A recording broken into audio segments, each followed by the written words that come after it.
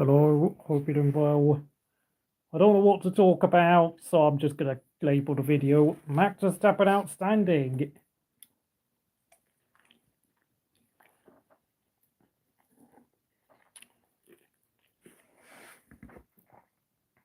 And if you want to comment, go and comment. I don't know what to say because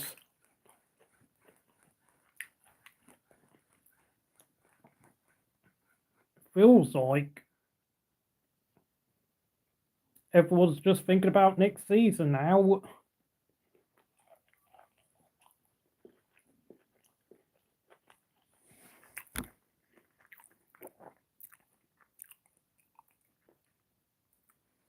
Fever, yeah, I know I wrote Fever because I was talking about basketball on my previous post on Encore Football. It was actually not about football.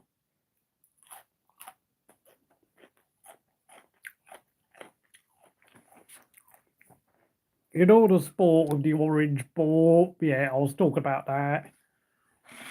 I just thought it was interesting to see what sort of results was happening in that part of that sport and realised Lithuania and Puerto Rico are actually pretty good at bouncing an orange ball around the court. Probably because they've got loads of tall people.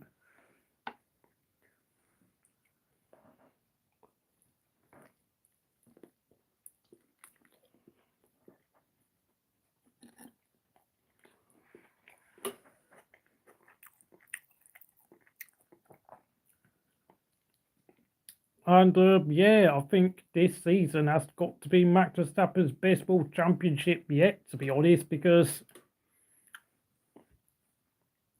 I mean his team has been a mess. Christian Horner, I have no idea what's going on with him and the allegations. Newey's gone, Wheatley's going.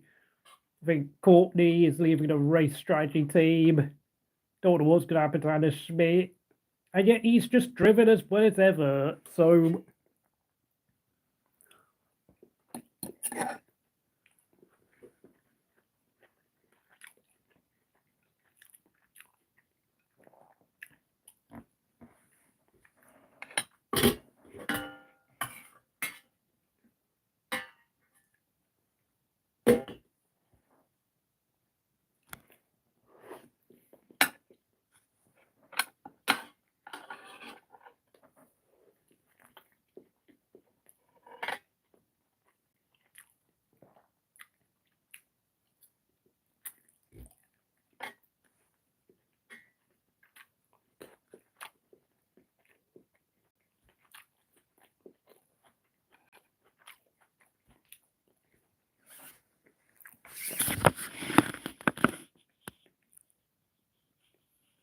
yeah, a lot of people travel to Lithuania. I mean, obviously, Lithuania don't really particularly seem to be that good at playing football, so they was it. I could remember meeting someone in the past who was a Lithuanian, and he just straight up admitted that no one has a clue about football where he lives. So it's like, I mean, and obviously he was confused. I said I had no interest in basketball.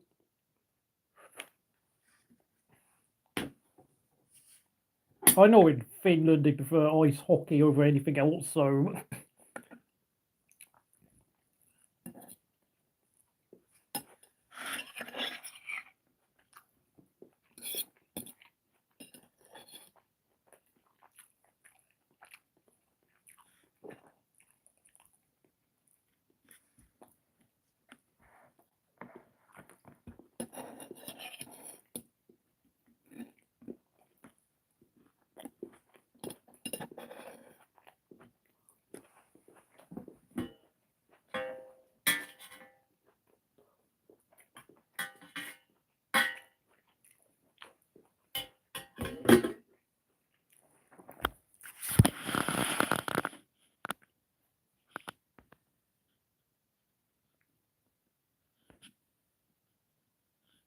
cheers, PK. Cheers, Roblox.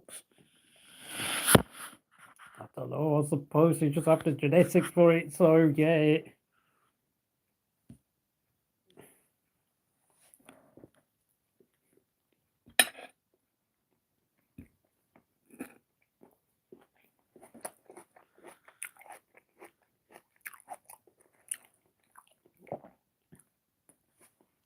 I mean, having said that, I don't know what future Red Bull have got now, because I mean, Max keeps getting linked to Red Bull, not Red Bull, Mercedes, Aston Martin.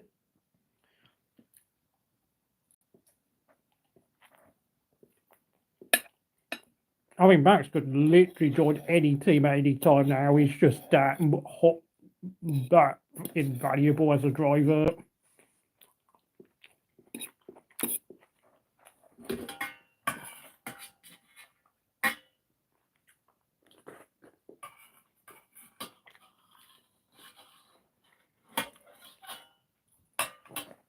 All I'm saying is that Max literally knows the rule book. He knows how to race anyone. He's just...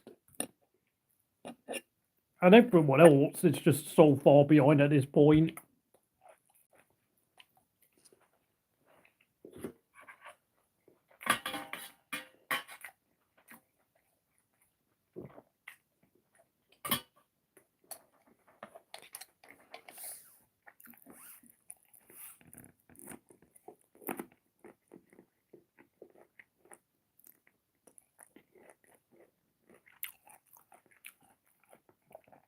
Well, apparently I've read in some gossip column that Colapinto was dating Behrman's ex-girlfriend. There's like Franco Colapinto is hot property, and of course I heard some news that Yuki Tsunoda could well be getting kicked out of the Red Bull program at the end of this year. Don't know what they're going to call it now. Racing Bulls, Toro Rosso, Visa, Swipe My Arse, Cash App.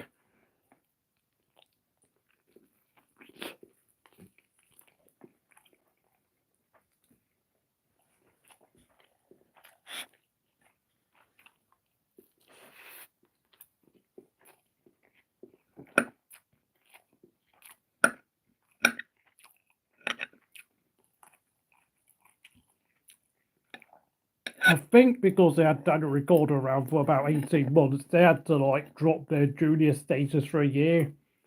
But now that he's gone, it's back to being a junior team again, and they can't like Visa and Cash App are obviously not interested in like throwing that more money at them.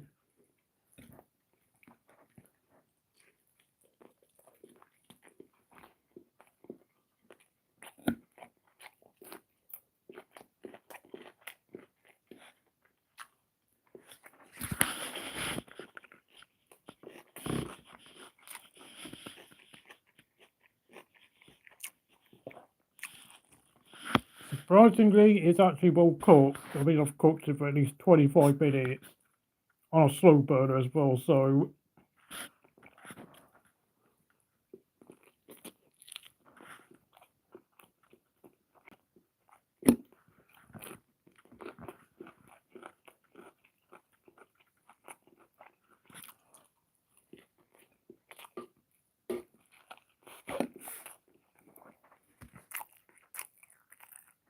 there's no soy sauce. Cheers, Kazim.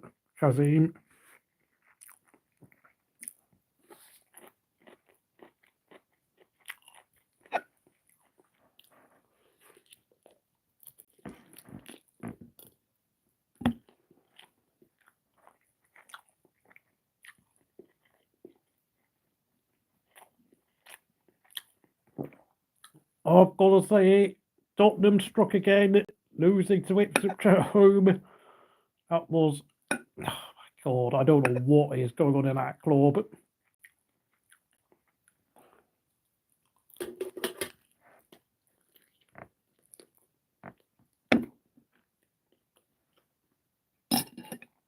Turns out to be the Arsenal-Chelsea game ended up being as flat as a balloon, that game. So yeah, Alpine up to 6th in the constructors with Gasly and Ocon.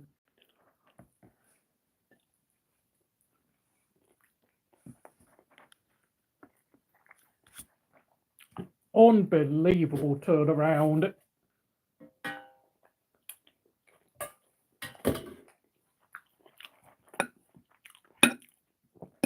Obviously, no top teams want either driver, but Gasly, I think, could be in pole position to really capitalise upon 2026 if Alpine make a good call for him.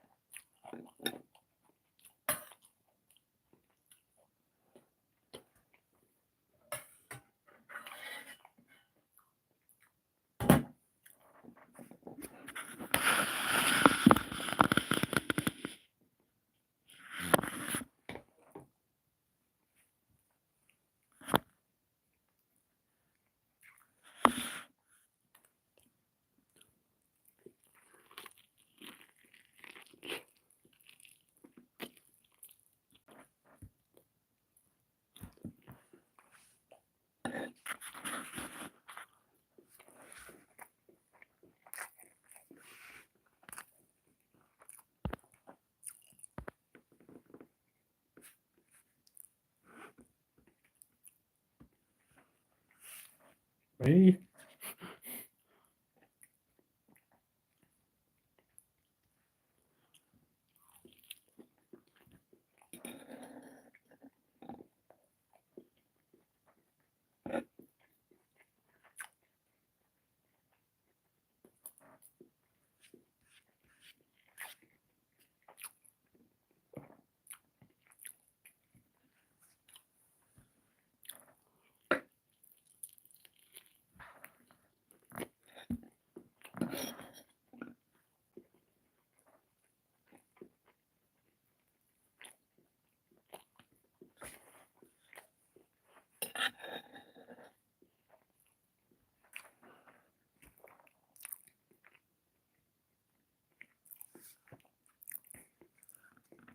I'll be doing well, Chandra.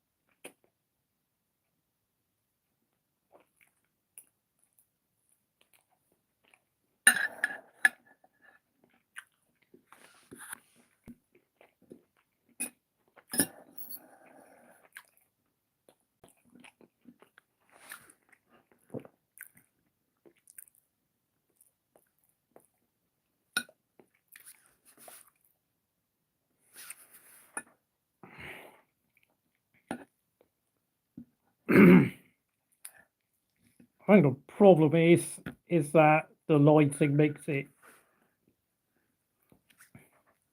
There's a lot of blood in this chicken. That's the problem.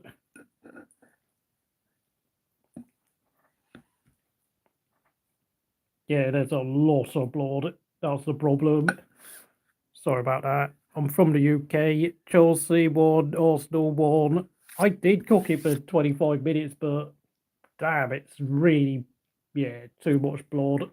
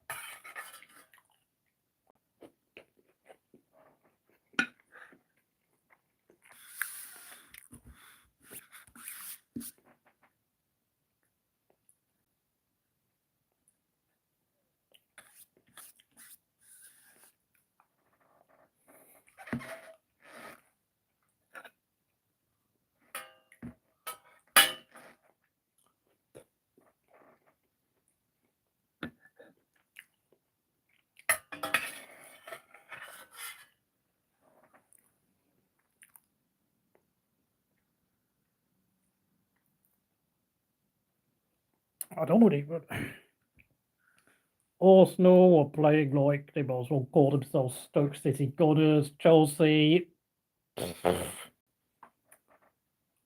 playing like kids. So, to be honest, I think Chelsea will play well when they get to play the small teams, but when they play the big teams, they're just going to go conservative.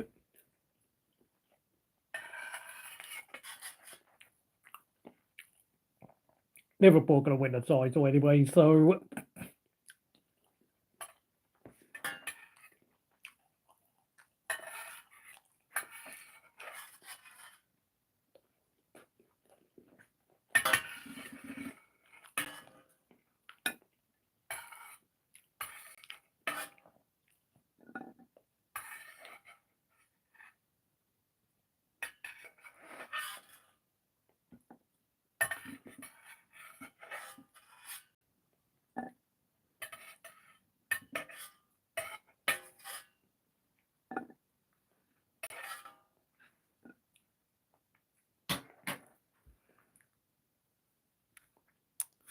Hamilton to just retire. Yeah, everyone's favourite NH44 hater is back in the chat. Great to see you, Will.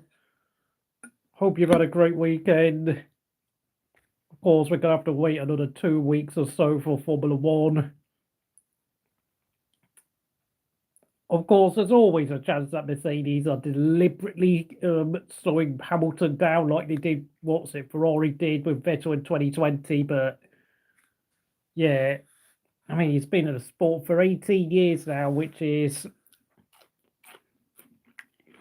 a long time. But of course, he did win 2 races halfway through this year at Silverstone and Spa.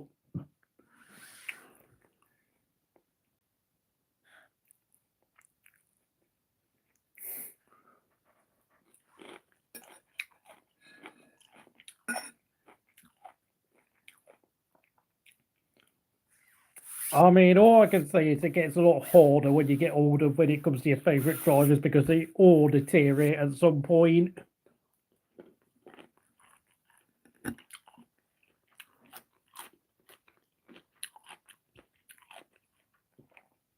I know everyone keeps saying that Max Verstappen will just throw in the towel in 6 years' time so that he will retire when he's still good.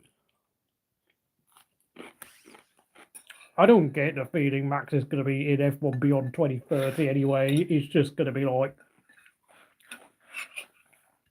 regardless of whether he gets eight world titles or not, he's just going to be like, oh my God, I've done everything I want to do. Thank you, bye. I mean, he started when he was just 17, so it's like, he's only been in the sport for nearly a decade.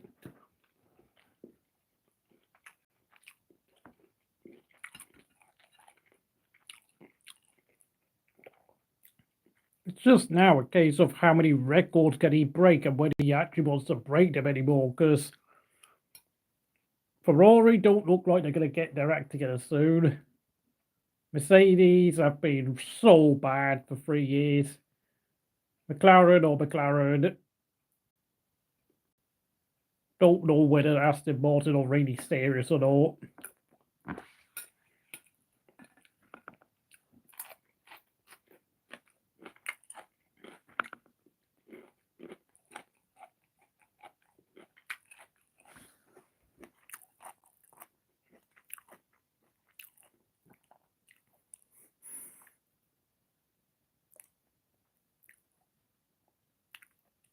Racing stupid o'clock. Okay, I'm not sure what you're talking about there.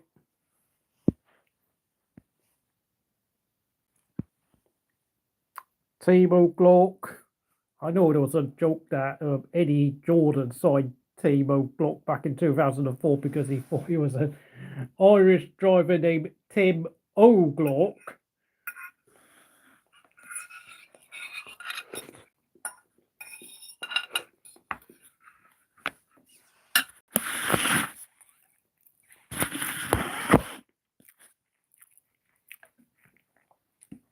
I don't really know if Norris is a breakout star. I think his breakout season was really 2021, to be honest. It wasn't. I mean, we all, like, when he started being Ricciardo, that was like his breakout moment.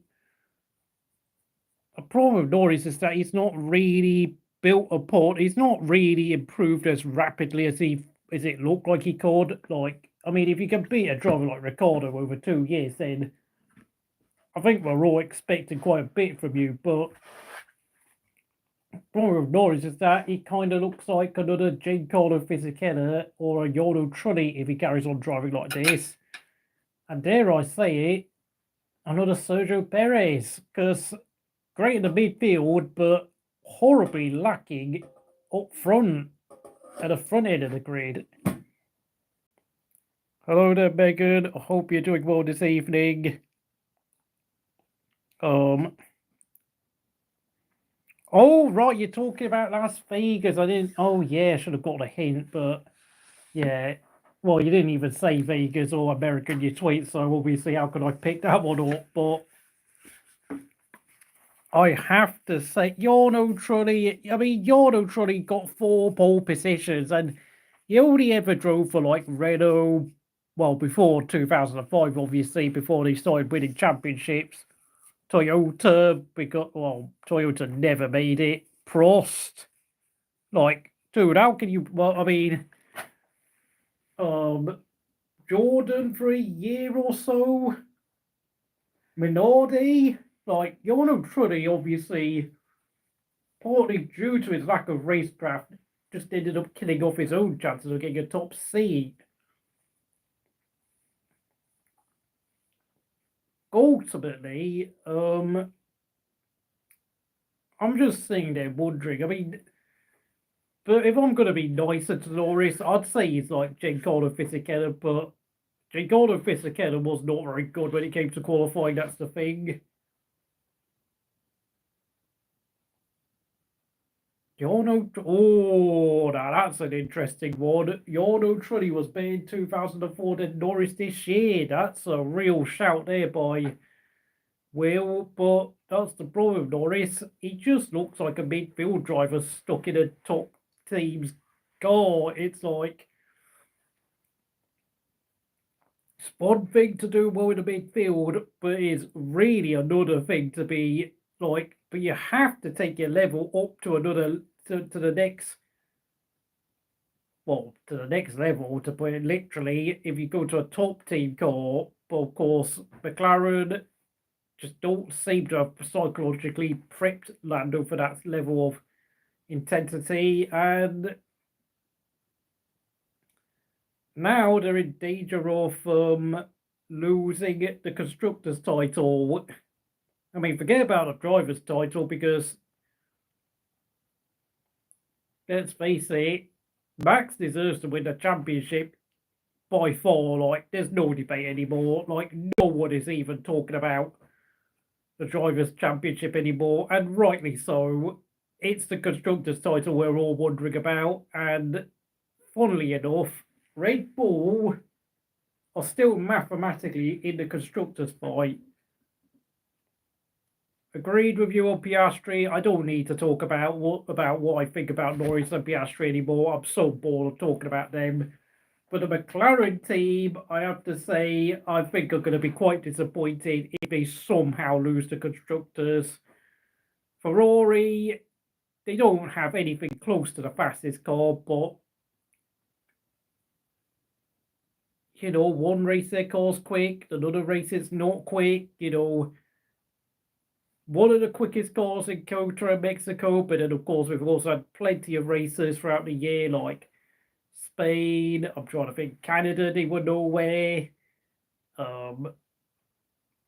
Where else did we go to? Spa and Silverstone, they struggled horribly. It's like, yeah, but yeah, I mean, it'd be so bad for McLaren to lose the Constructors to Ferrari. And on top of that, they've not won the Constructors since 1998.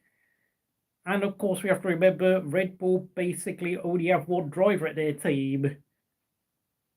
I don't even want to get started on Sergio Perez, because it looks like he will be staying at the team because they just don't want Tsunoda anymore, and that Colapinto and Lawson will be pairing up at the junior Red Bull Racing Bull squad next year. I don't know. Yeah, I mean, this is a thing with Ferrari. They've been this is the closest Constructors fight I think we've had since probably 2008, to be honest, or 2010, depending on what you think of it. Because, well, Red Bull won the Constructors title in 2010 for the first time with Brazil, the penultimate race of the year. That's the problem. I mean, all four teams have been fairly equal. Well, Red Bull are literally relying upon Max Verstappen to get the job done for them all the time, so whatever.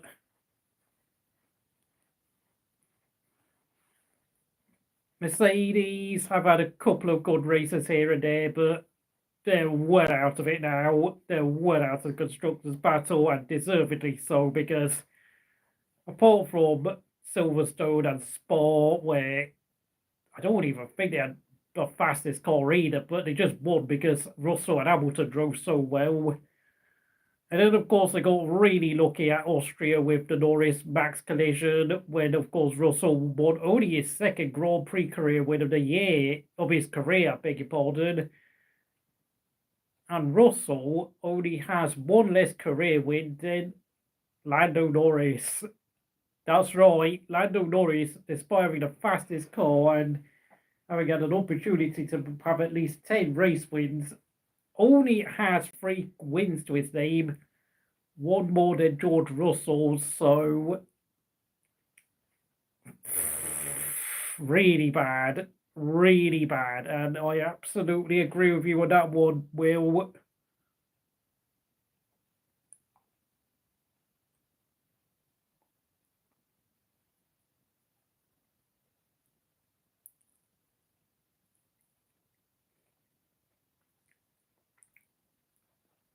Feels like this is the most bizarrely closest Constructors battle ever, because I can't remember since probably 2010 or maybe 2012, where we had like 3 Constructors that could actually be were really close for the championship Constructors fight.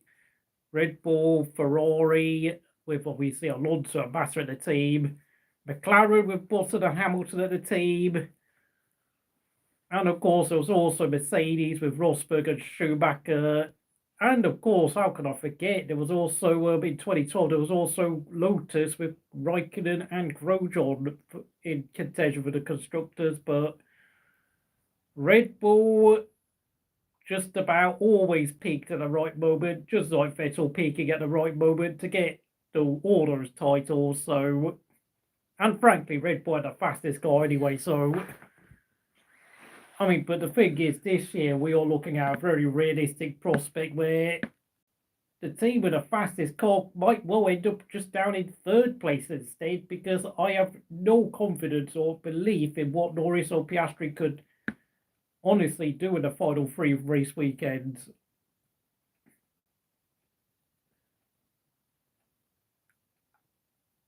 Well, I mean, that's the thing with Russell. He actually is good at strategy. He's like a slightly faster version of Carlos Sainz. And he actually knows how to drive in the wet. So it's like, I mean, I think I'm going to do a video about how McLaren would probably be wise to try and snatch George Russell in the future. McLaren had the fastest car in 2012, but the team was a disaster. Oh, yeah, they were stinky, weren't they? And they ended up finishing third. Oh, yeah, their pit stops were garbage, I think.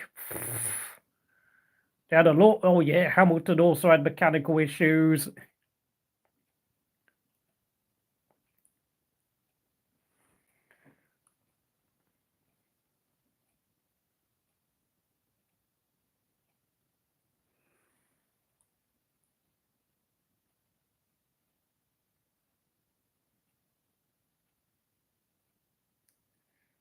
Russell's never dominated a race yet, but the problem with Russell is that Mercedes haven't had a particularly quick car since 2021. So how can he really dominate a race? It's like he has to be very opportunistic with how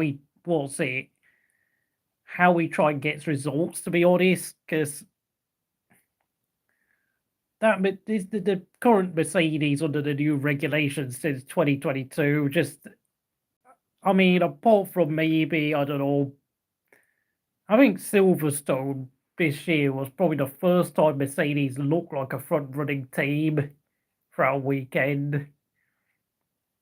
I mean, yeah, he won Brazil 2022, but yeah, I think didn't he have like, I don't know, Max on all over the back of him?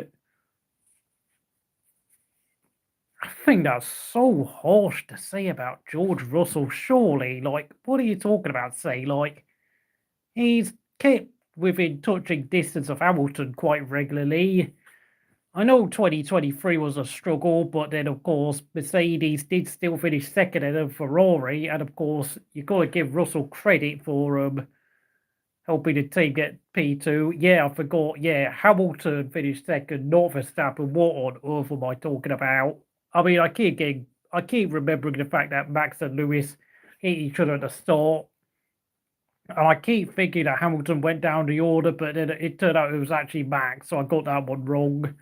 Thank you, Will, for reminding me about that. But, well, when you don't have anything like remotely close to a fastest car for like more than maybe like 2 or 3 races in your whole career, then you can't really dominate a race. Like, I mean, he dominated Bahrain when, of course, he was up against Bottas in 2020, back with the car, the W11 chassis, and of course, there are still conspiracy theories that Russell, the team, pretended that Russell had a puncture so that it didn't look like they wanted to hide the fact that any driver could just literally walk into that W11 and win races straight off the bat, because that was how good that 2020 Mercedes was. Like, I don't know why they did it, but it's like if they did apparently like lie to Russell, but thing is that car should have had, honestly, it should have won every race that year. So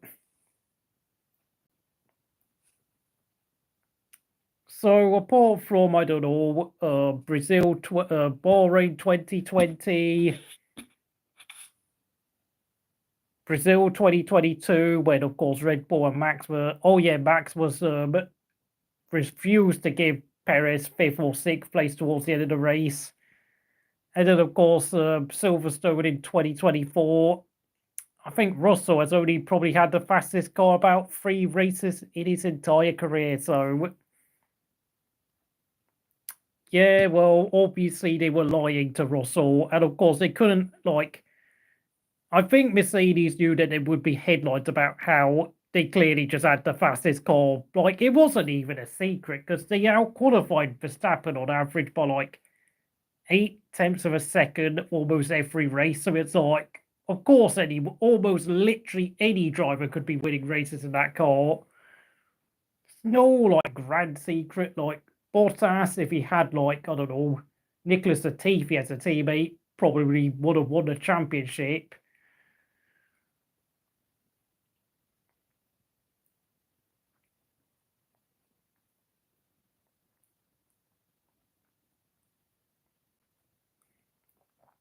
Belgium 2021. Well, oh yeah, he qualified second on the front row, Russell. And of course, Russell qualified, I think, didn't he get pole for 2022 Spain? But I think you have to realise, so of course, Red Bull ended up finishing 1-2 at the 2022 Spanish Grand Prix. So really, I mean, Russell led the first half of the race, but really he was just trying to hold on for dear life.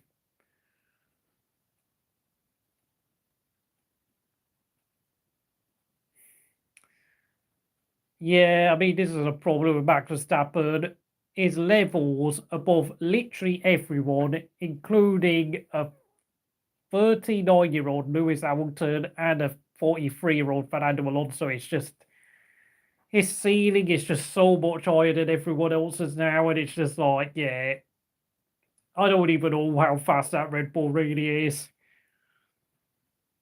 Realistically, I think there could be a case to say that Red Bull have a car that's more or less just only slightly better than what Mercedes have had throughout most of the year. But Perez, of course, there's also question marks on what level Perez is really operating at.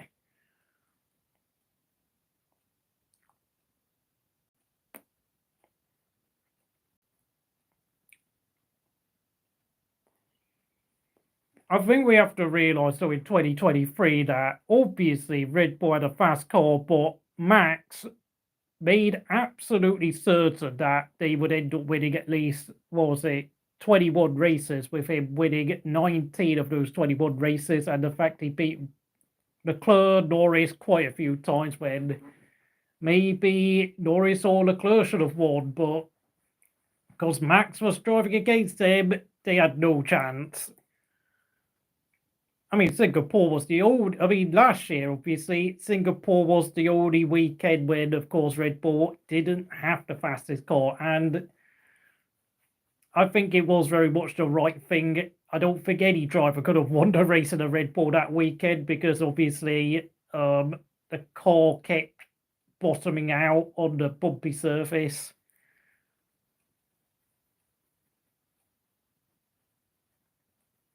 So, yeah, I mean, amazingly, I think obviously credit does have to go to Max because Max literally made the Red Bull RB 19 really dominate, even more than I think most of the drivers would have made it dominate. Like, I think another decent driver like Leclerc or Hamilton could have won about 12 or 13 races, but of course there'd be plenty of other races that would be won by someone else.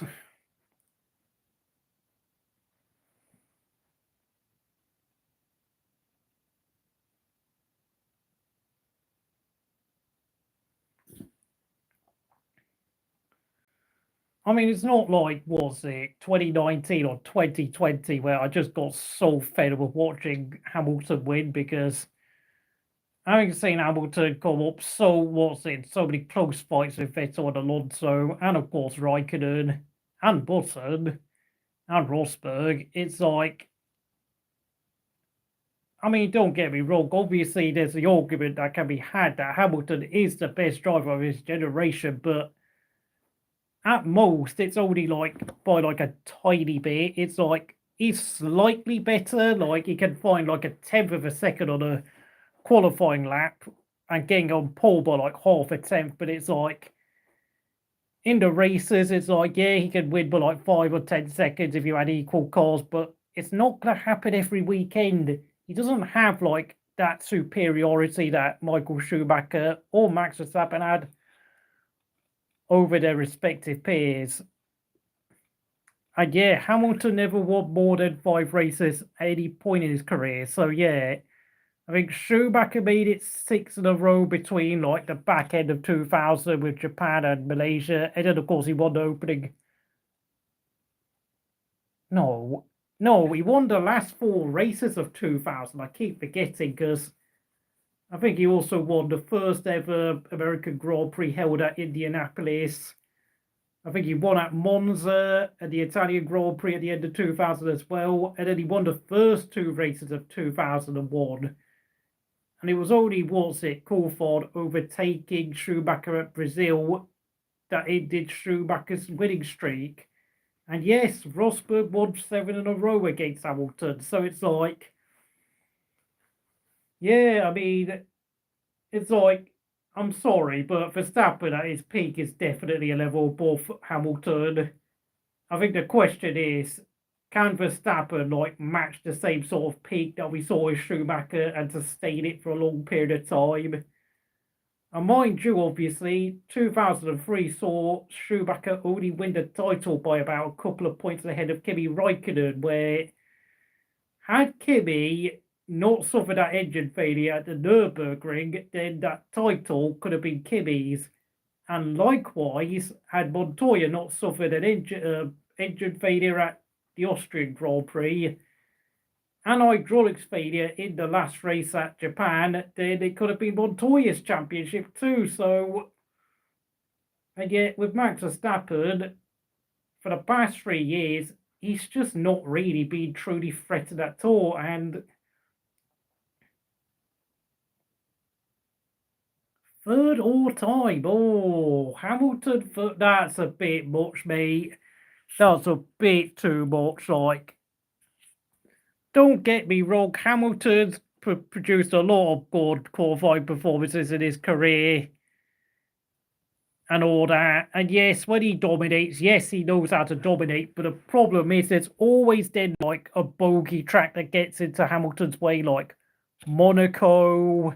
I've seen him struggle a lot at Monaco. He's also struggled at Austria. I've also seen him at bogey, let's say Interlagos being a bogey track for Hamilton before. Like the tight, short, twisty tracks have always been an Achilles heel for Sir Lewis Hamilton. I know everyone has a bogey track. I know Kimi was terrible at Canada back in the day. Like, I mean, he won the 2005 Canadian Grand Prix, but like, that was only because the 2 Renaults got into trouble. I mean, Alonso hit the wall, Fisichella engine failed, Montoya got black flagged. Oh yeah, I mean that's the thing. But Hamilton had a new power unit that weekend, and like everyone was having to like dial down their engines that weekend because, of course, Max didn't want to like I don't know lose at start 10 places further down because of the championship fight, and then of course Hamilton could just just keep his foot flat throughout the whole race. Used DRS to his advantage where he just flew past everyone like he was on Mario Kart Turbo Boost. I mean, don't get me wrong, like, if we're talking like Hamilton's ability to maximize having a good car that should be winning championships, yeah. And of course, it did lead to that childish comment by Norris saying that, yeah, he should be winning every race he's got in that Mercedes, which, I mean, to be fair, Norris was spot on, but for a professional racing driver to come out saying stuff like that, having a sulk, because let's face it, Lando Norris does like to throw a sulk quite often. He was spot on, but he could have said it in a more professional manner. Numbers alone, he's the GOAT, yeah, but the problem with Formula One is that the car does make a huge factor in how well you can finish. quite literally most of the time. You know, we see Fernando Alonso drive a Minardi, and he couldn't ever qualify anywhere above P17 in that car. Like, yes, I know he outqualified plenty of like decent drivers throughout the field. Panis and Villeneuve in their BARs, Button and Fisichella in their Benettons, Verstappen in the Arrows. I think he also outqualified Irvine and De La Rosa's Jaguars a lot. And I think he even beat Frentzen a few times when Frentzen dropped out of Prost. But, like, we all know, Alonso obviously being a driver capable of running Hamilton and Schumacher, Vettel close to their peak. And yet, he never qualified anywhere near above the 9th row of the grid in the slowest car in the championship. So, this is not like football where, like, you could have some really average players in your team, like Leicester City had back in the 2015-16 Premier League season, and still become Premier League champions. Or like what we saw with Greece at Euro 2004, where they just had lots of journeyman players, and yet because of their defensive style of football, they were able to win the tournament and take on the big boys like Portugal, France, and Spain and all that, and came out on top. You need a fast car in Formula One, and of course, we all know Alonso couldn't win a championship at either McLaren and Ferrari because obviously 2007 was an absolutely crazy season, but of course, whilst I do like to talk about how good Kimi was in 2007, the second half of 2007, Ferrari's car improved massively, and by the end of the season, they actually did have the fastest car on the grid. And I mean, I have to admit, as a Kimi fan, like, if it wasn't for Ferrari's improvement, Kimi would have not come close to rescuing that championship. Then, of course, yeah, I know it's obviously Alonso's fault, but it's like, that's more in terms of, like, how he gets on with people, how he interacts with people, the technical feedback and all that stuff. Obviously, yes, he is a culprit to in terms of his own failings, but, like, I'm just saying, like, if Ferrari did design a faster car, then we'd be talking Alonso being a 4-time champion easily, to be honest. Ferrari also have to take the blame for Alonso not becoming a champion as well.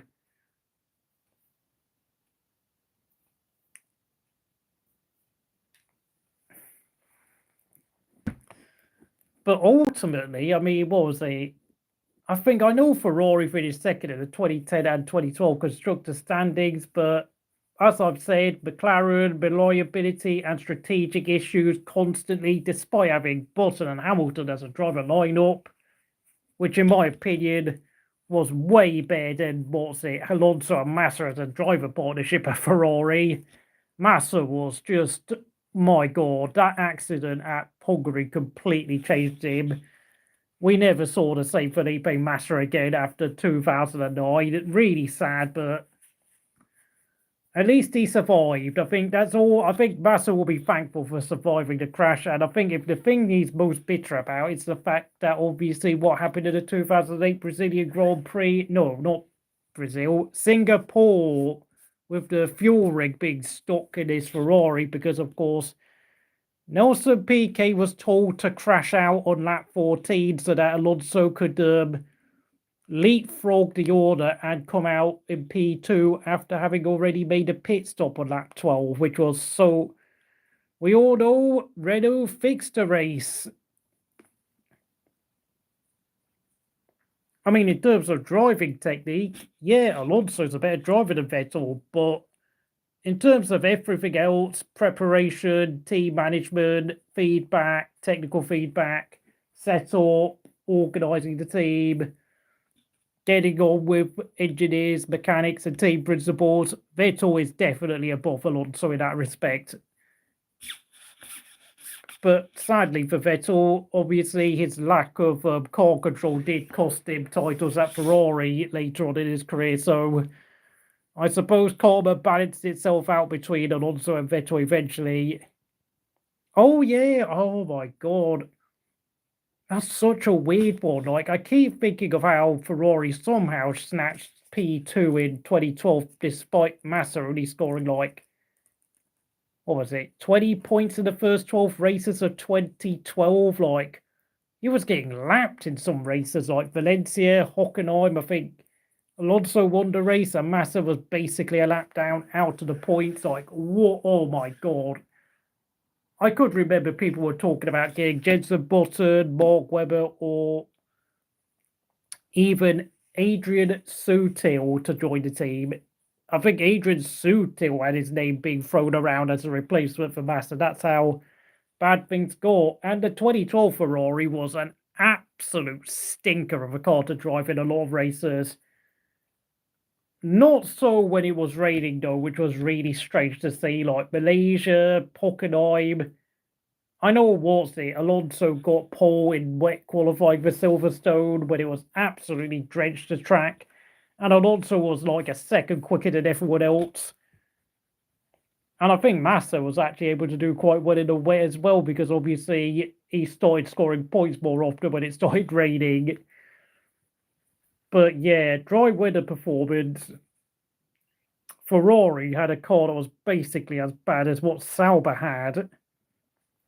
In fact, I know some people even said that Sauber actually had the best car in the first half of the year, but obviously when your drivers are Perez and Kobayashi, well, there's only so much you can achieve. And you have to remember, say, McLaren costed themselves with mechanical issues, bad pit stops, Hamilton, Button losing points at Bahrain, I don't know, Silverstone, I can't even remember, Monaco. There's so many races that McLaren messed up throughout the year. But like when you saw the team, when the car was good at places like Australia, Belgium, Brazil, I keep forgetting what races Hamilton won in 2012. Did he win Singapore?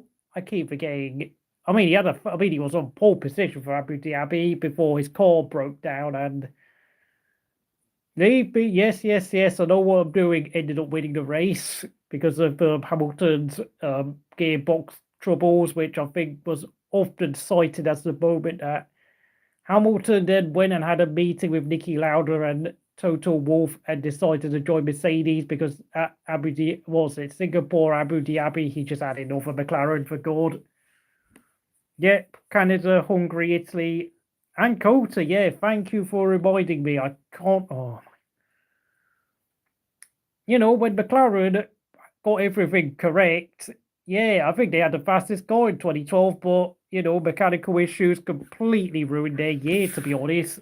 I mean, 2012 is such a big topic of debate because the Pirelli tyres just kept crumbling, imagine like screwing up this tissue and just ripping it apart. The deterioration in the tyres for Pirelli at the start of 2012 was ridiculous, and I think that was why everyone said that Sauber had the best car, because their car was the most tyre friendly, apparently, just ahead of what Lotus had.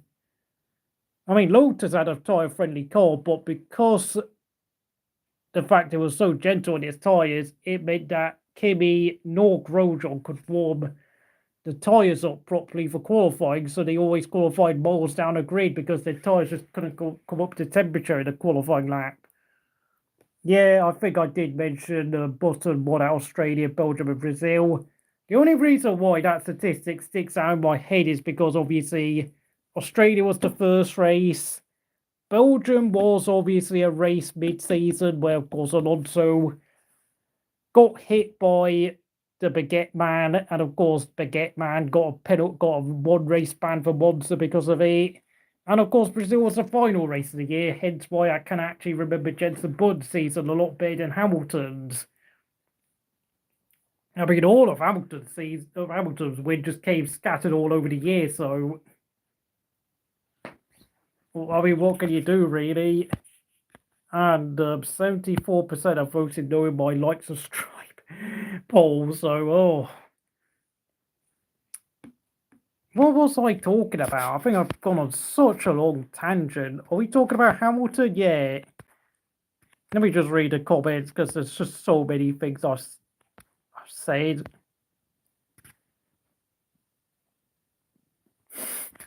The Formula One record book may as well be the Lewis Hamilton autobiography. Well, yeah, but we all know what's it. This is not like football, golf, or I don't know, rugby.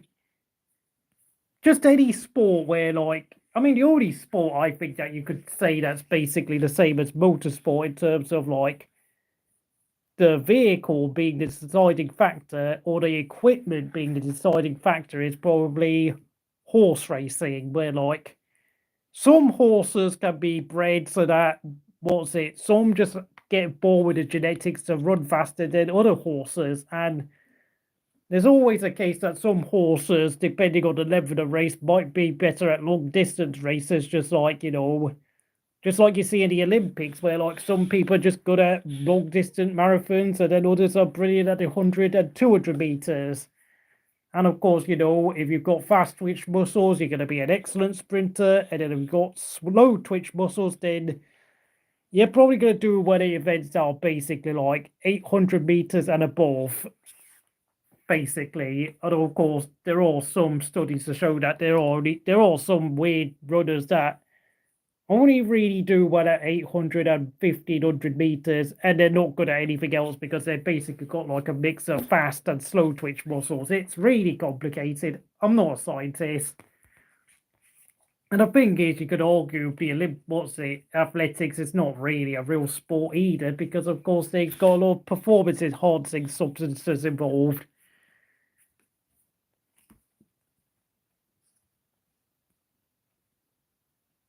What? Jenson Button was only ranked the 7th best driver in 2012.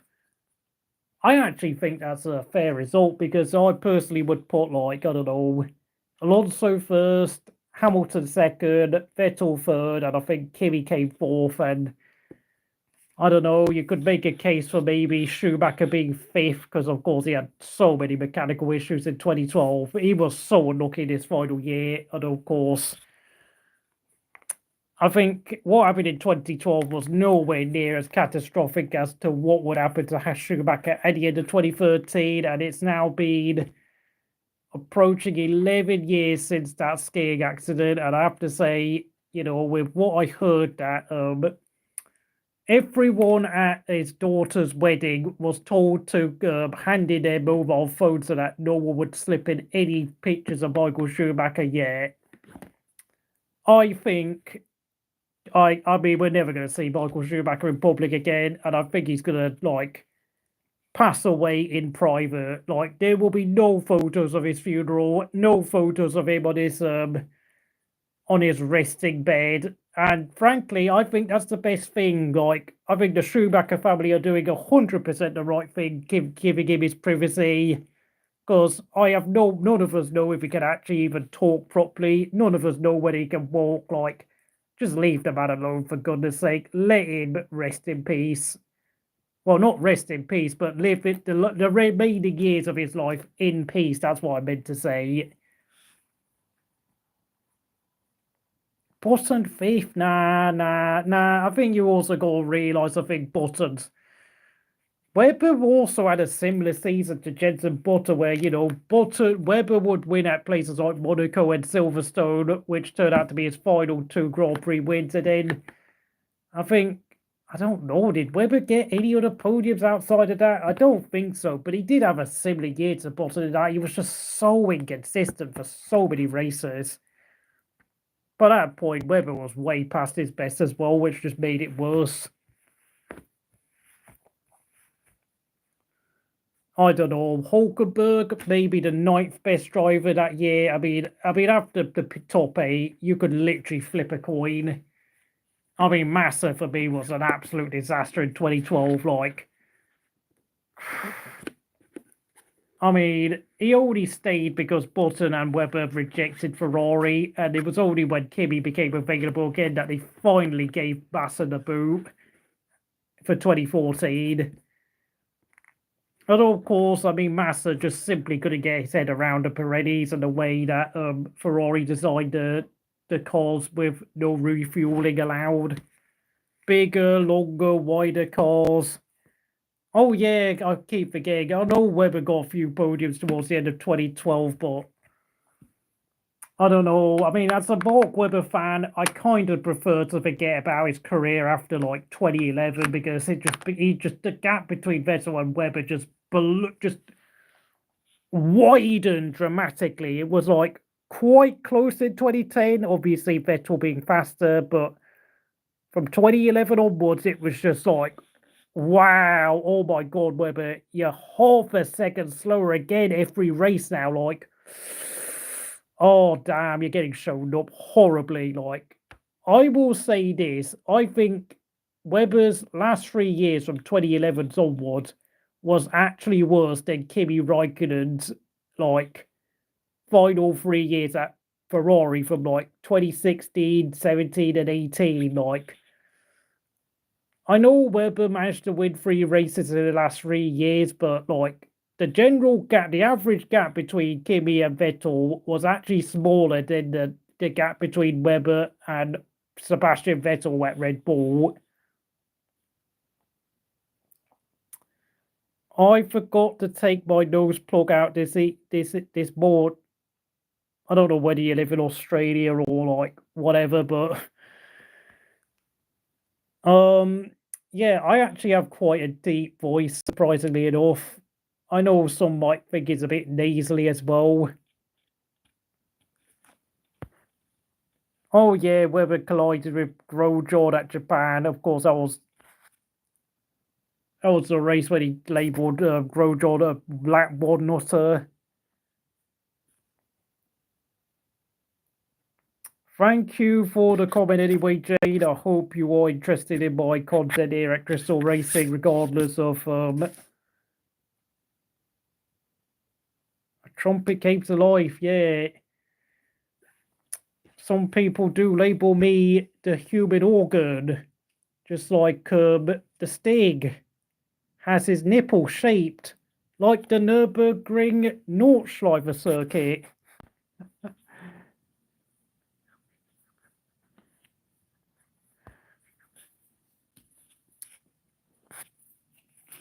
Yeah, I know Vettel struggled with the 2012 Red Bull in the first half of the year, but having said that, I mean, that was basically similar to like 2016 between Kimi and Vettel, but obviously we have to remember from like, especially during 2018, I think Kimi definitely closed the gap in terms of race pace between himself and Vettel.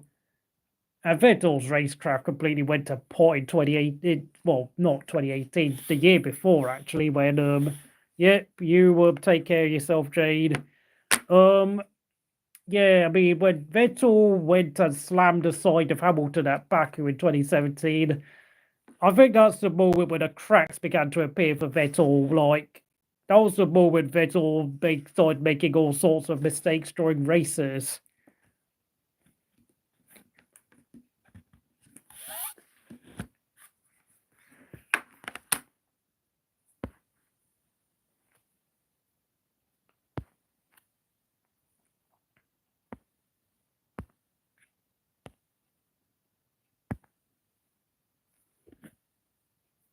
Going up to 10 o'clock now, and I'm wondering is there going to be match of the day action because, of course, we've had. Yeah, it was a rage moment, but the problem is after that, then we started seeing stuff like, what was it? Singapore 2017, when, yes, I know Vettel was entitled to like move across both Max and Kimi, starting from pole position, but the problem is with so much water drenching the track, it meant that Vettel, like, once he committed to turning hard left, it meant he couldn't like maneuver his car to move out to the way. So, but and then of course he ended up sliding straight into Max, and Kimi was coming on the outside, and Max had nowhere to go. Very unlucky, but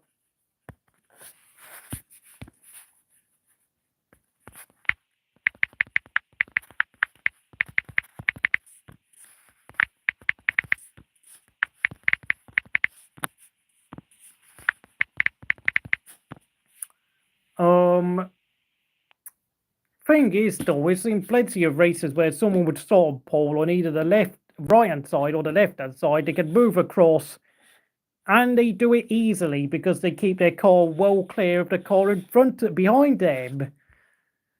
So what I'm saying is, of course, we have to remember Singapore being a straight track. There's also less space on the circuit. So, like, whilst you can do that sort of move on maybe someone like maybe Monza, maybe Silverstone, maybe Spa, where there's more space, I think that was a kind of a crucial error by Vettel because, of course, in my opinion, you need to adapt your driving style when it's wet and when it's a straight track. And if it's both things happening at once, then you've got to be a bit more careful than usual.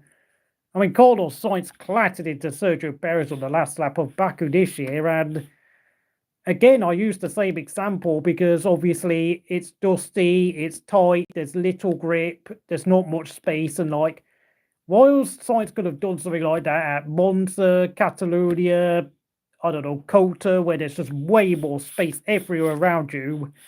The trouble is the barriers are enclosing both of your cars on a narrow circuit, so Sainz and Perez had nowhere to go but to straight into the barriers. And I know, yes, Alonso did the move at Singapore in 2010, but it was bone dry. Like, there was a lot more grip, way better visibility. Like, you have to adapt. You have to adapt your driving style. And this is what Vettel struggled so much with his career, that Vettel always seemed to have a habit of driving the same way in, like, many circumstances, even if a different driving style would have been a far better option. I know Schumacher did it a lot, but Schumacher knew how to do it far better than Vettel. That's the problem. Like, I mean, from 2018 onwards, I think there is no question that Vettel's driving racecraft went down the toilet, crashing into Bottas at France, overshooting. Was it turn one at Baku when he could have won the race? And then, of course, Bottas had his tyre blowout, so that was a real bottle job, meaning that Hamilton took 25 points. Hockenheim crashing out when it started raining. Like, I know he was pushing really hard, but like, sometimes you've got to know how far you can actually push in those circumstances. Like, you know, and he was on dry tyres, so it's like, and he was already got a 10-second gap over himself between himself and Kimi by that point. So it's like, got to know the limits of the grip there. And of course, I mean, and then of course, Monza went into the side of Hamilton and spun his car around in a race he could have easily won. Collided with Max at Japan with a move around a spoon corner, around the outside, an overtaking maneuver that never made any sense in the first place, when he could have easily waited for the exit out of spoon curve and out-dragged Max going into the chicane. And then, of course, Kota, another race he could have won, but of course, when he collided with Ricciardo's rear axle, he could only finish fourth because he dropped way down the order yet again. And Kimi took his first win in 5 years. So it was like, yeah, whatever. By that point, I was like, yeah, I'm done with you, Seb. And then, of course, I think he also had another collision at Mexico. And I don't know where no, I can't even remember now. No, Max finished first at Mexico, Seb finished second, and then Kimi finished third. And, of course, the two Mercedes dropped down the order because they had some tyre brake issue where their rear axle started burning out horribly. And I think Lewis ended up finishing a lap down in the race despite winning the championship. Yeah, I apologize. I got 2017 Mexico muddled up with 2018 Mexico. 2017 Mexico was when Vettel got into trouble. I beg your pardon.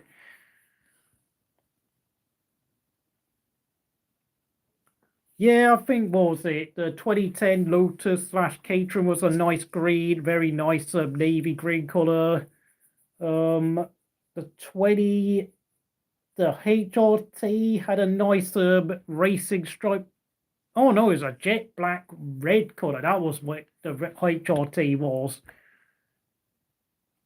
And then, of course, there was also the Virgin/Marussia, which had I don't know, the black and red colour scheme, which would they would keep for like practically most of their time in F1. Although of course I know that black colour got replaced gradually more by like a white shade around the car.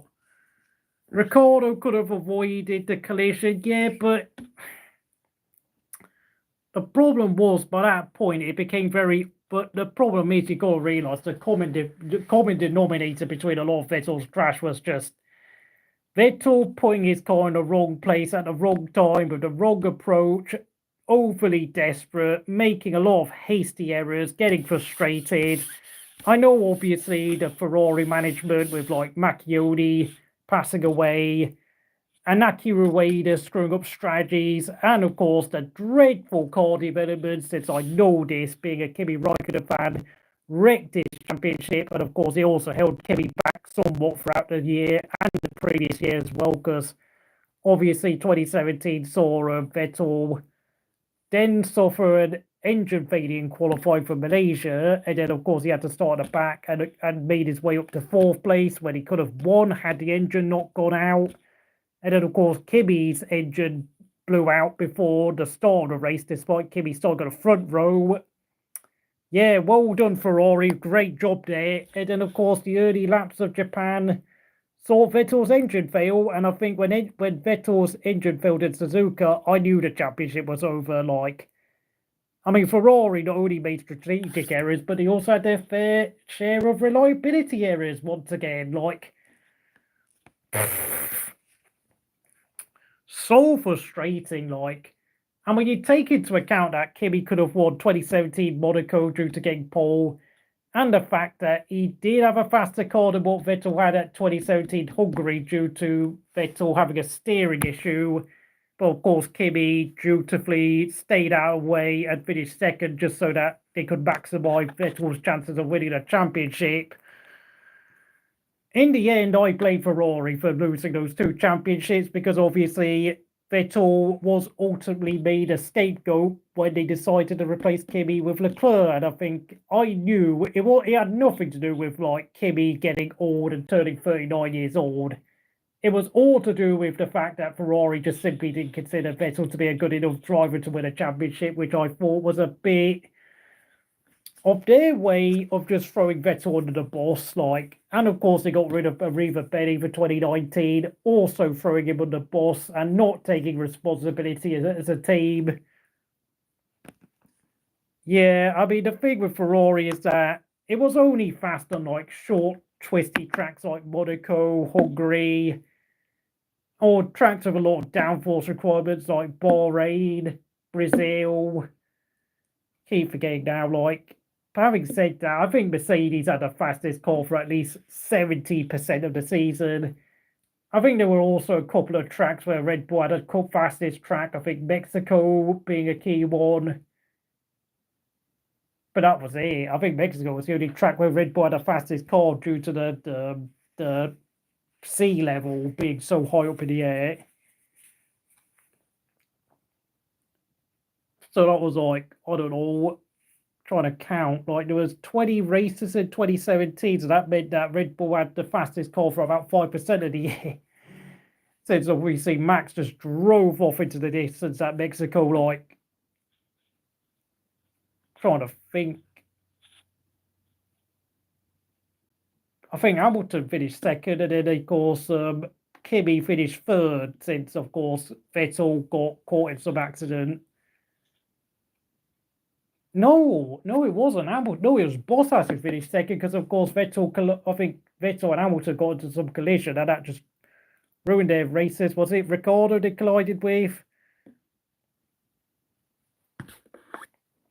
Yeah, that adds up to my theory. 2017, Mercedes had the fastest car at least 70% of the racetracks we visited that year. Like, at most, Ferrari only had like the best car at like about 5 tracks, maybe. Monaco, Hungary, Malaysia, Brazil. I can't even remember the other one now. Maybe, I don't know. My memory's gone. I'm trying to be like honest as possible. Oh yeah, Bottas was in contention to win the race at Brazil. Oh my God, Bottas. goodness me, I'm getting flashbacks of how many times Bottas was just so far off the pace for no reason. But I think with Bottas, we all know he's an okay driver. I think Bottas has achieved the literal maximum out of his driving talent. Like 10 wins is a pretty decent return. But let's face it, we all know Mercedes employed Bottas just to be a number 2 driver and nothing else, because they went through hell and back with Nico Rosberg. And it was like they didn't want to face that sort of stress and pressure again like they did in 2014, 15 and 16. And they kind of had like a premonition inside their heads that they knew that Ferrari would be competitive again. Which was, yeah, they made the right move from a business point of view. Oh yeah, Hamilton got into trouble in Q1, so he had to start at the back. And of course, Kimi held him off for P3 at the finish. Like, obviously, Kimi was like, how did it feel like having to hold up Lewis Hamilton the last 10 laps, Kimi? And Kimi was like, easy, mate. Absolute doddle. 38-year-old Kimi Raikkonen, by the way, getting the job done against peak Lewis Hamilton. That put a smile on my face, because even though I know Kimi hadn't won a race for basically 5 years at that point. I mean, Kimi's racecraft was still very good, was still excellent at 38 years old. I'm trying to be like as conservative in my estimate as possible. Like, I'm trying to give Hamilton and Mercedes a bit of the benefit of the doubt. You know, it's half a dozen and one of the other. So whatever the saying goes, but you know, 2018, I think Mercedes had, this is a close one, maybe 45% of the season they had the fastest car. Another 45% Ferrari had the fastest car. And then, of course, 10% went to Red Bull. So, gotta say it,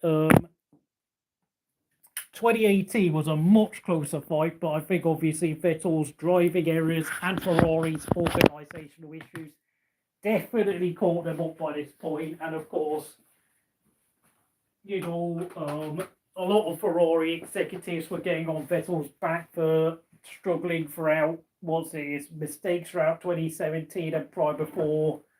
And the fact that the gap between himself and Kimi kept closing every year they spent together. So it wasn't like, and there were a lot of people like after 2015 were already complaining that Vettel wasn't dominating Kimi as much as Alonso did the previous year. It's like Vettel just gradually deteriorated over his course of his Ferrari career, and it was just like Vettel just cut this really sad character towards the end of, like, I don't know, from 2018 to 2020, when eventually, obviously, Ferrari just went and got Carlos Sainz. Hamilton fans say, oh my god, third fastest car. They're dreaming, mate. They are dreaming.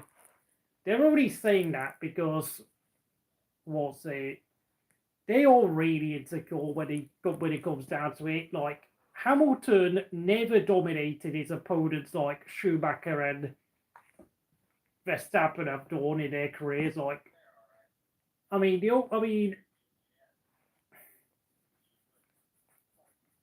if anything, you could say Hamilton has had actually quite a similar career to Senna and Prost, in that there was always an opponent that was actually frequently close to them in terms of performance, even if, of course, Hamilton and his opponents were also operating at a high level. But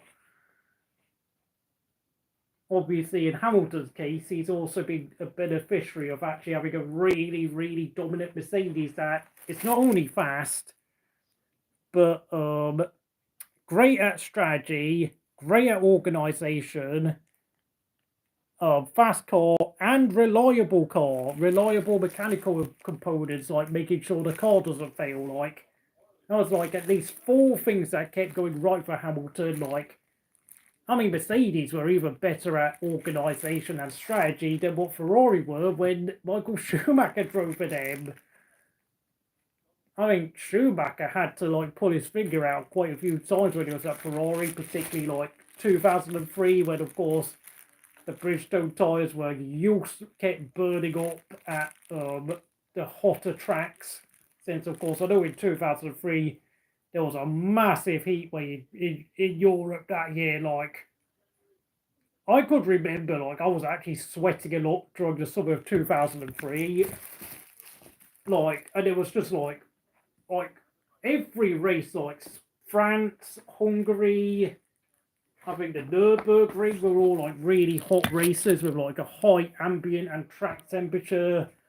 I think, what was it? Yeah, Hockenheim was roasting hot. Matt, don't know. Silverstone was like, I wouldn't say it was that hot, but I mean, Barrichello won the race. I mean, Barrichello was actually faster that weekend.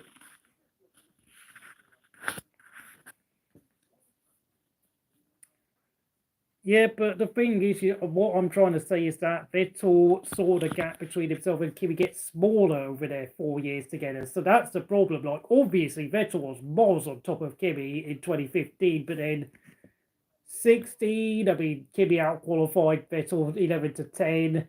17, Kimi could have won at Monaco and Hungary. And then, of course, 2018. Okay, I know Kimi's speed cost him a bit at this point, but if Kimi was a bit faster and a bit more decisive with his aggression of an overtaking, he could have won at Austria, Hockenheim, Monza. Can't remember what else. What other chances did Kimi have a chance of winning? I'm trying to remember. My memory's really struggling a bit. Maybe Silverstone. Can't remember now. Well, I mean, yeah, I mean, Seb was miles on top of Kimi the first half of the year, but then,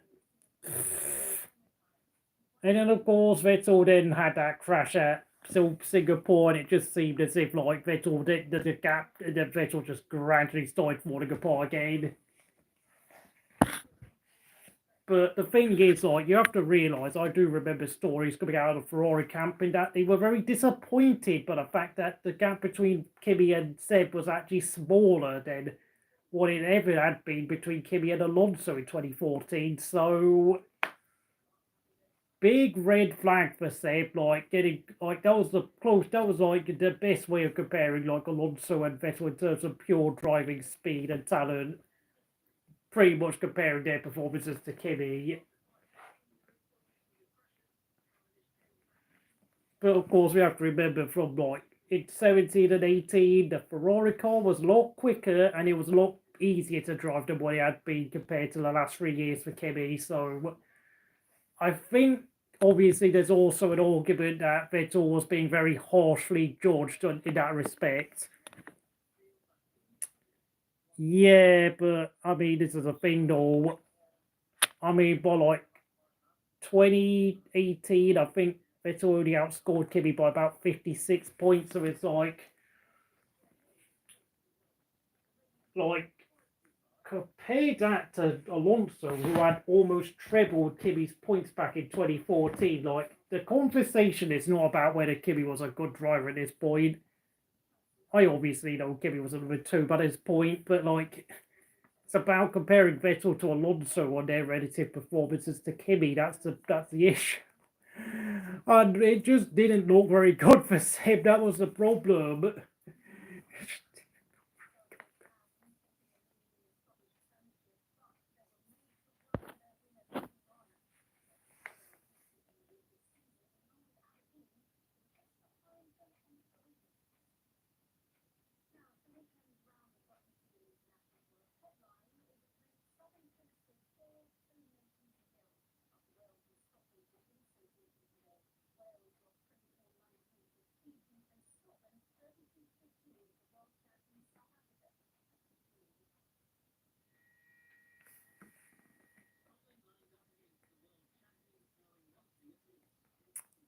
Yeah, but obviously, I think obviously we are talking about Ferrari here. Like, we all know they're just so weird in the head, messed up in the head. Like, I mean, inevitably, when you give Kimi a better car, he does drive better. Like that, I mean, that's so foolish. Like, I don't know why Ferrari. I mean, clearly, I think Ferrari saw Vettel as being a bit too nice and a bit too soft compared to like what they had with Michael Schumacher and Fernando Alonso, who were a lot more aggressive in their personality, and I think they just used any excuse to basically like, put Seb in his place, like question him when he wanted something done. It's like, and I think Seb was so unprepared for the politics of Maranello.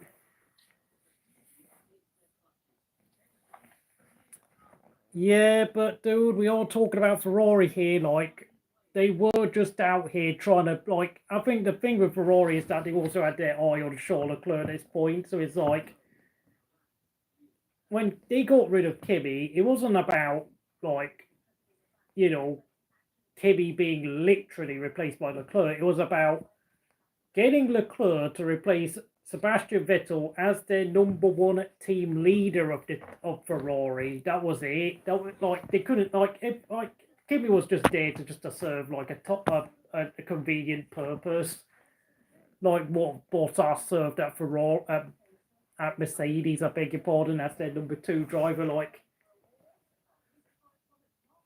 that, I mean, Kimi was just there just to keep the team going and like keep everything nice and smooth in terms of teammate relationships.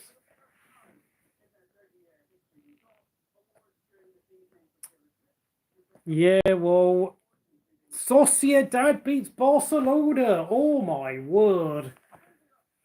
Oh, well, someone's finally found an answer for Tansy Flick.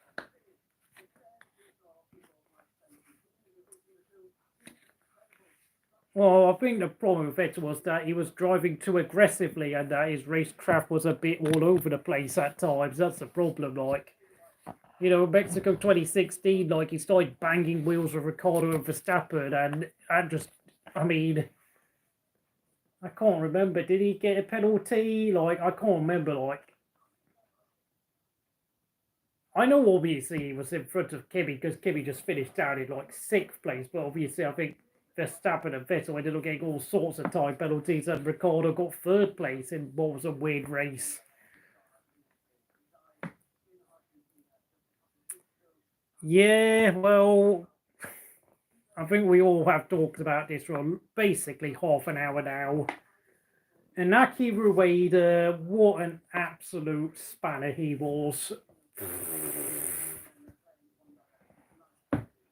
I mean, he arguably costed Kimi the chance of winning the Spanish Grand Prix that year, so...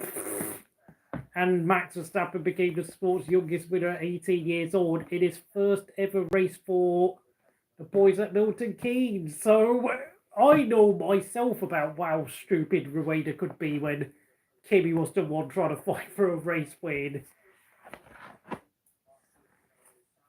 I mean, I know Kimi obviously was losing his speed by this point anyway, so it was all academic, but kind of could. I mean, if Rueda actually got the strategy right, then Kimi could have actually come out in front maybe if he lapped a lap earlier or a lap later, depending on what you think was best for the car at the time. But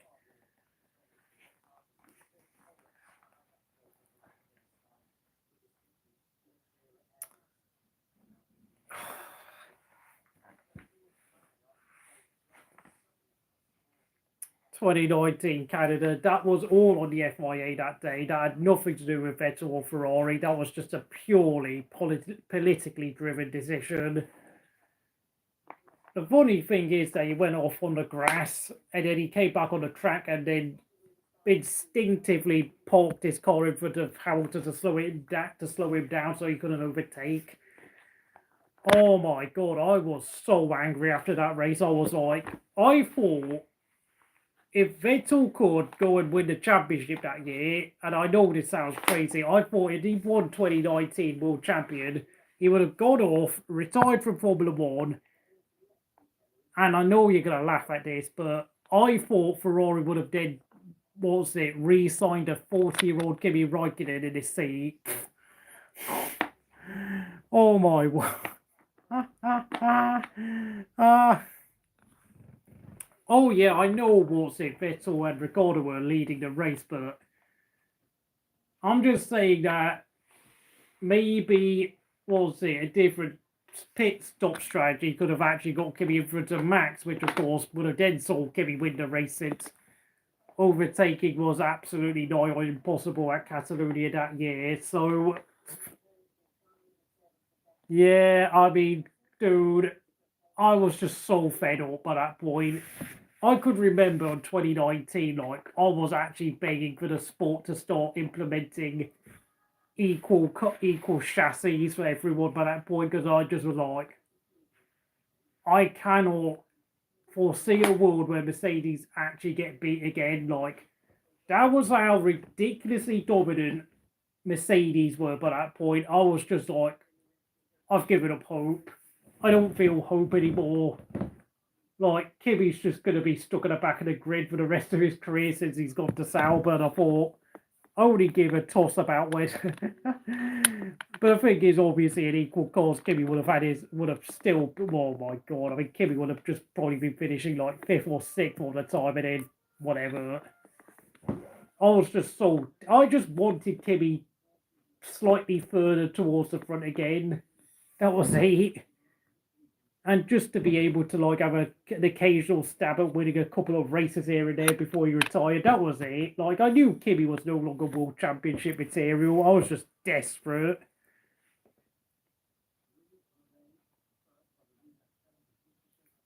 How can I forget? Yeah, Gasly had so many problems when he went to Red Bull. That also got on my nerves. Like the start of 2019 was just so unbearable for me to watch. It was like, I think I might need to start looking for a new hobby, because Kimi's pretty much closing in on 40 and he's never going to win a race again. Or even get a podium again. Gasly, 6-month stint at Red Bull has completely gone to has absolutely collapsed before our eyes. It's like, why am I even watching Formula 1 anymore? I mean, fortunately, 2020 saw Kevin Magnussen like park his car in front of the pit lane at Monza, which meant that, and of course, with Hamilton entering the pits under a red light, it meant Hamilton had to serve a stop-go penalty, drive-through penalty, can't remember, but of course that gave Gasly the chance to win the race ahead of Carlos Sainz, which just cheered me up no end.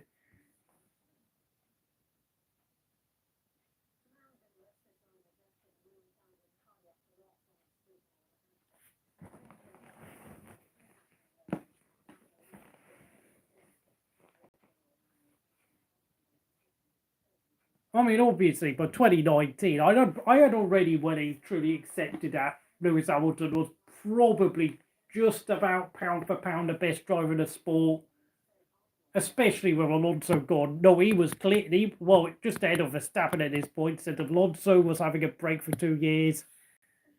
Verstappen had closed the gap quite a fair bit, and I thought, well, okay, fair enough. Like, if we had equal cars, we'll probably have Hamilton and Verstappen fighting each other all the time. Vettel and Leclerc close by, and then, of course, I don't know, Ricciardo and Kimi would have probably fought each other for 5th place or something. And then, of course, Bottas would probably sink down to like 10th or 11th place or something hilarious. Getting absolutely exposed for what he really was.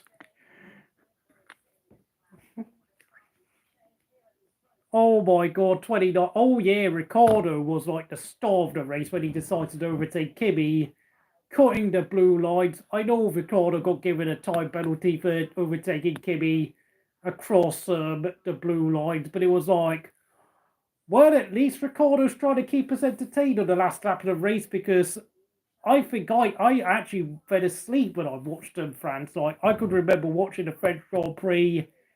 One moment it was lap 10, and then the next moment the race was finished, and I was like, oh my God, I slept throughout that whole race. Like, that's how much I had given up on F1 by that point.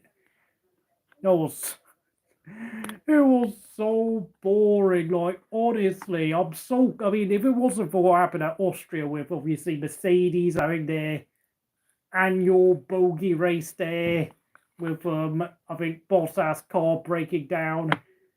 I think Hamilton also had a problem, and then of course it was left to Max Verstappen making a comeback to beat Leclerc on the final lap with that very controversial move where he just shoved Leclerc right off the track, but the FIA decided to allow Max to keep the win.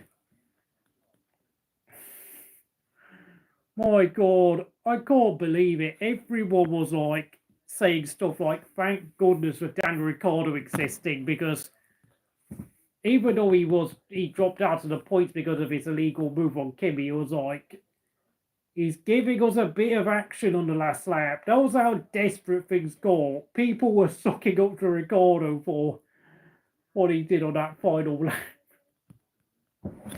Even though it costed him a point finished anyway.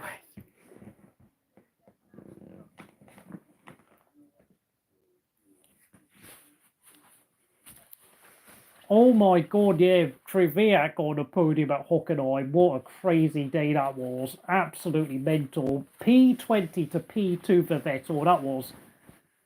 I think it's safe to say, had Vettel been allowed to start, in the top 5 or 6 with an engine because of it, and he not had that engine change, obviously a win could have been on the cards, but of course we have to remember that engine change did allow Vettel to have more straight line speed because obviously new engine power unit and all that. But I mean, when you can take into consideration that I think Verstappen had a couple of spins, I think we could have had a showdown between Seb and Max in the last few laps at Hockenheim.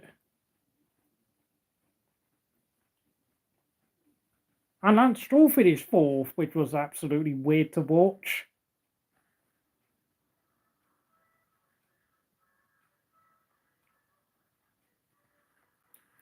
Yeah, I mean, Mercedes obviously giving us a masterclass in how to do pit stops.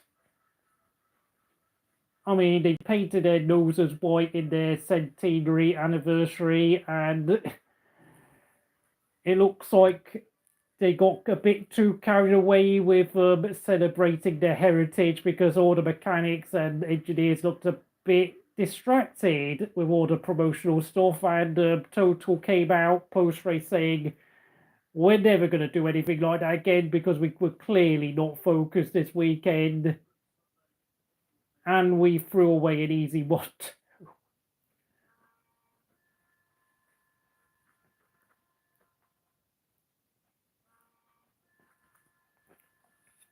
Obviously, I think, what was it? Alfa Romeo got given a 30-second penalty for their biting point position, which gave Kimi and Antonio Giovinazzi more traction up the starting line. But I remember I was just like, oh my God, is this what it's going to be like with Kimi driving for Sauber now? Like, just him getting all sorts of penalties and...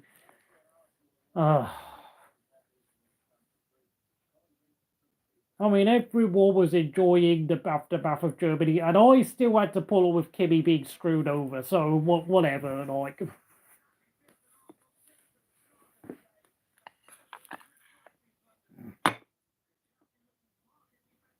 I mean, you know, Bottas was literally languishing as the race continued, as of course he spun out trying to overtake the true GOAT himself, Lancelot Strolovic. Absolute banter there from Bottas. Honestly, I mean, he's got to be one of the worst drivers I've seen in the wet conditions in my 20-odd years of watching Formula One. Just useless in the wet, terrible, atrocious. Not even Nico Rosberg was that bad at controlling a car in wet conditions. Nah, I mean, Bottas' championship ended in Canada when he finished like 50 seconds behind both Hamilton and Vettel at the finish line. I was just sitting there thinking, oh my God, this is why, we can't have Mercedes dominating anymore because Bottas can't take the championship fight to Hamilton. He just doesn't have the capability.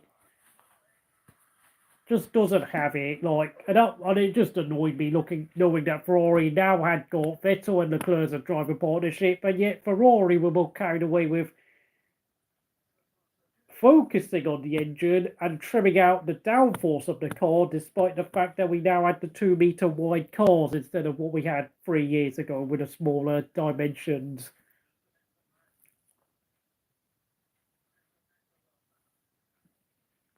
I mean, what was it? Leclerc finished third, like, I mean, Leclerc was like only like 5 seconds behind the, what's it, Hamilton and Vettel at the finish at Canada. So it was like,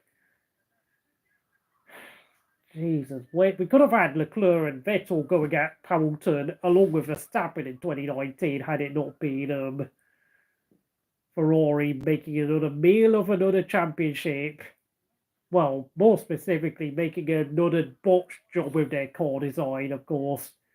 2005, 2014, and the 2020 Ferraris were absolutely abysmal, terrible, or as some would say, they were fine pieces of china in terms of obviously car performance and fragility and all that nonsense.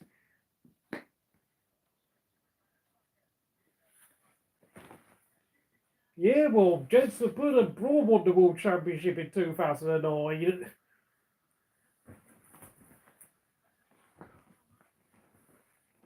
Although, of course, I think, what was it? Nottingham Forest lost today. I think who beat them? I keep forgetting. Nottingham Forest actually lost the game, so I think they're just going back down to their normal level again anyway. So, great start to the season. I say it begrudgingly as a Derby County fan, but hey, credit where credit's due.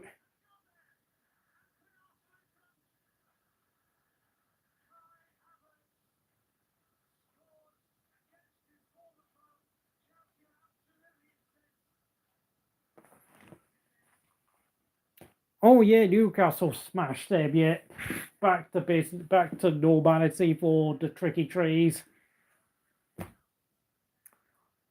I think that's the reason why everyone hated 2019 so much because we had so much hype and excitement. Of course, Renault and Ricciardo, I mean, that was an absolute fault start if there ever was one.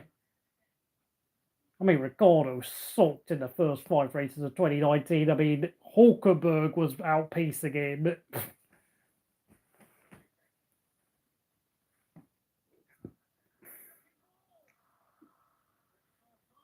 Vettel first, Verstappen second, Leclerc third, Bottas splitting the McLarens. My goodness, that's an atrocious opinion.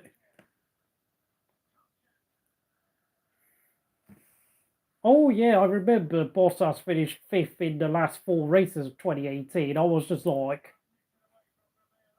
I think because of that performance, I ended up ranking Bottas like, was it 11th or 12th in my driver rankings of 2018? I was just like, wow, your 2018 season has been a real stinker. I know he obviously his tyre puncher at Baku costed him a chance of winning a race that year, but the two Red Bulls crashed out and Vettel overshot turn one in yet another Vettel driving error. And Kimi bottled pole position the day before, so it was like, even when he had a chance to win, like he was pretty lucky to be in a position to be potentially finish winning the race. So yeah, I mean, even that was very sketchy at best. Oh my god, Autosport, yeah, Chaser HD had an absolute tour Autosport, a new one for that. You know, throughout pre-season testing, yes, Ed, I think Ferrari have got the best car. They're going to be dominating this season. And that's right, Scott. Now that Kimi's left the team and with two competitive drivers at the wheel, they should be winning the constructors and finishing first and second in the driver's standings. And then we came to Australia and Ferrari finished a minute behind Bottas and a checkered flag. Bottas won the race, by the way. So, yeah, truly, truly, truly disastrous shenanigans, cats, dogs, pigeons, you name it. Ferrari had designed a real clown of a car that year. And of course, it turned out the only reason why Ferrari had a car so quick in a straight line was because, of course, they were tampering with the fuel sensor that year, which allowed them to use more fuel than allowed within the regulation sense. Why, a year later in 2020, they lost so much speed suddenly. Helmut Marko said that Red Bull were faster than Mercedes. My God, what was he smoking? Crazy. I don't know why. Oh yeah, the thing is, Mercedes were like sandbagging during pre-season testing, so and everyone got so cocky for some reason. And I think there were even rumors that Sauber would be fighting with Mercedes in the first half of 2019 because of how slow Mercedes looked like. And then on the last day of testing, and credit to Aldas was the only guy to say that Mercedes were clearly sandbagging. He said all these reports of Mercedes struggling off so overblown. It's like they've won the last 5 years, like they're not gonna mess this up. And he was absolutely spot on. He was the only YouTuber who knew that Mercedes were deliberately like doing slow runs.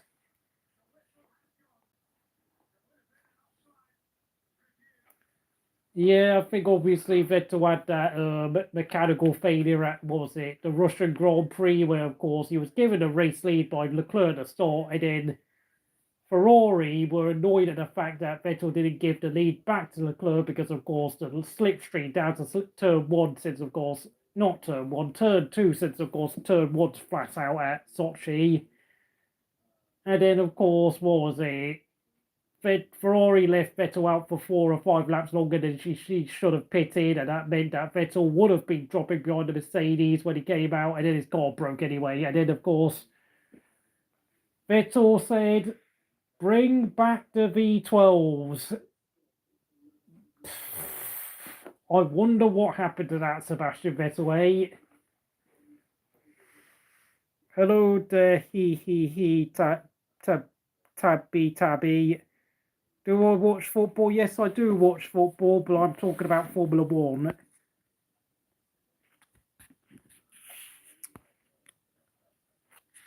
I mean, obviously, Autosport were basically banging on about how Ferrari should have been running away with the 2018 championship the year before, and obviously Andrew Benson came out and railed against Ferrari, saying that had Hamilton sat in the Ferrari, they would have completely dominated the year, which a bit overblown in my opinion, but yeah, Vettel definitely made life way too hard for himself in 2018, if I'm going to be honest.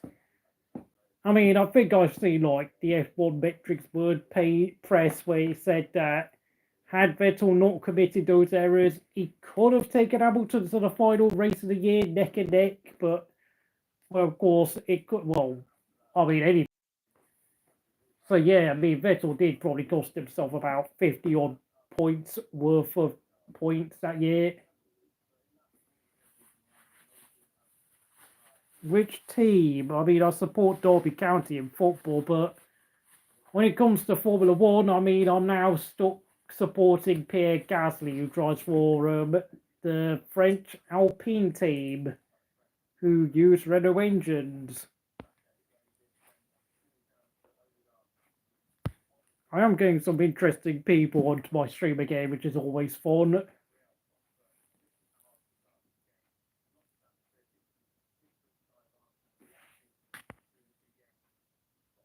Neither is winning my poll for Norris or Piastri, which is interesting.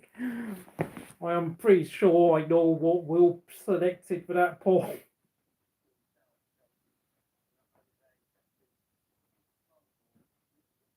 I am watching the match of the day highlights, by the way, between Arsenal and Chelsea, where, to be honest, neither team played that well at all, if I'm going to be honest.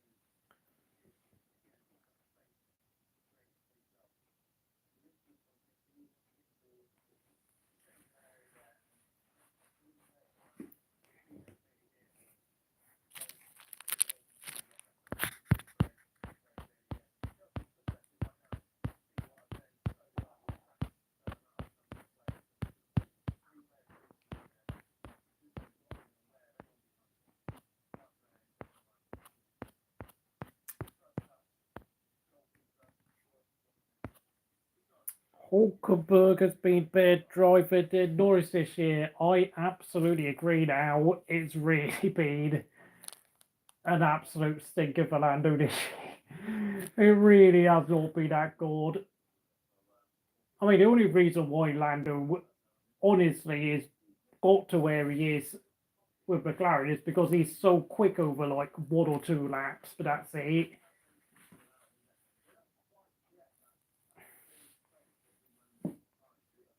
The mid-season rankings. The morning Yorkshireman. No, I didn't watch that video because I think, honestly, deep down, I think, Charles Leclerc's probably been like the second best driver this year on average. Although, of course, it has to be said, the gap, but like if I was to do like an average points ranking for Max in terms of giving a drivers a ranking out of 10 for every race they've done this year, I think I would not be shocked if Max ended up having like winning the rankings were like 1.5 points ahead of everyone else. Like, I don't know, Max gets like a 9.1 out of 10, and then everyone else only can scrape like a 7.6 out of 10, because honestly, I don't feel impressed by most drivers on the grid this year. And of course, I mean, one race, Hamilton scored, Russell scored the next race, Leclerc, Sainz, Norris, Piastri, Alonso on a couple of races was pretty good. It's like no one could actually get any form throughout the year apart from obviously Max. Perez has just been biblical in how hilariously bad at time it's been. Lance Stroll has given us a new dimension in how to really be the true GOAT of F1. Yeah.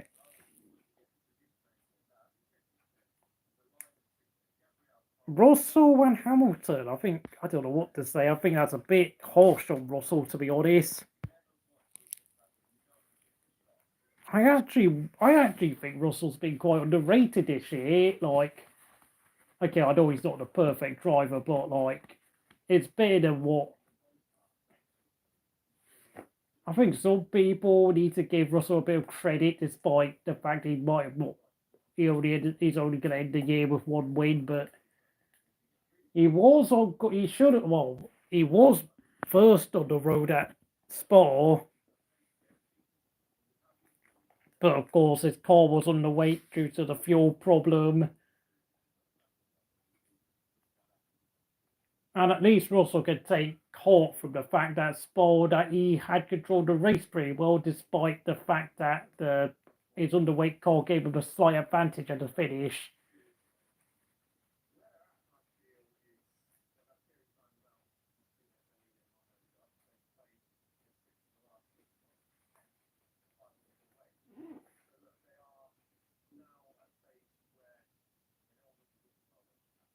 Oh, you're also from Yorkshire.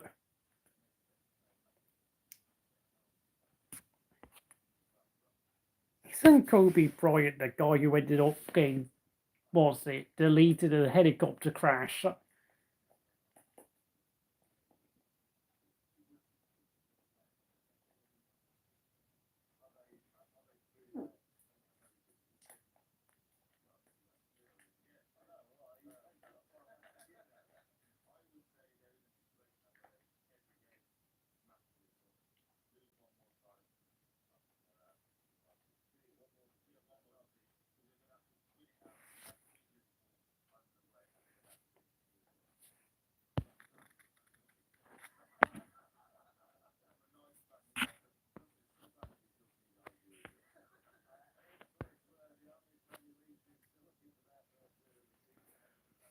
I think I'll end it there, to be honest, because I've been talking for 2 hours, and I don't know, I've run out of things to say, and I think I've had a pretty good evening hanging out with you lot. Thank you for coming here at Crystal Racing, and I'll see you again next time.